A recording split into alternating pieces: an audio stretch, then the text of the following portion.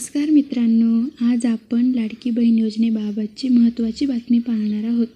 महाराष्ट्र सरकारकडून लाडकी बहीण योजनेसंदर्भात नवीन अपडेट समोर आले आहे.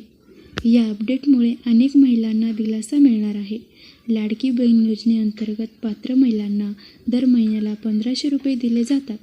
मात्र मागील काही महिन्यांचे पैसे काही महिलांच्या खात्यात जमा झाले नव्हते. आता सरकारने सांगितले आहे की नोव्हेंबर, डिसेंबर आणि जानेवारी या 3 महिन्यांचे पैसे एकत्र दिले जाणार आहेत. म्हणजेच पात्र महिलांच्या बँक खात्यात एकूण 4500 रुपये जमा होणार आहेत. अनेक महिलांना प्रश्न होता की पैसे का थांबले होते. यामागची कारणे अशी सांगण्यात आली आहेत. काही महिलांची KYC पूर्ण झालेली नव्हती.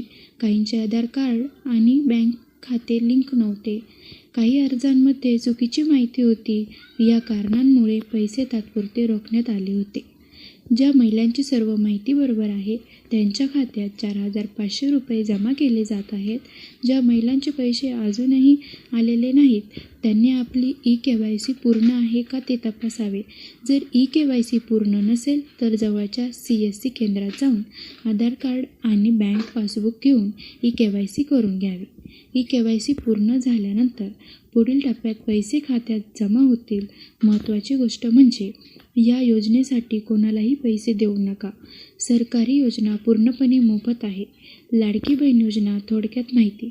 ही योजना महाराष्ट्र सरकारची आहे. पात्र महिलांना दर महिन्याला 1500 रुपये मिळतात. वय 21 ते 65 वर्ष असलेल्या महिलांचा लाभ मिळतो.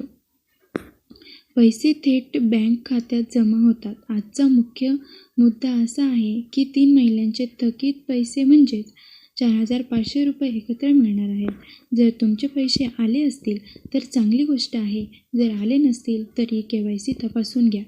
ही माहिती उपयुक्त वाटली असेल तर व्हिडिओला लाईक करा, चॅनल सबस्क्राईब करा.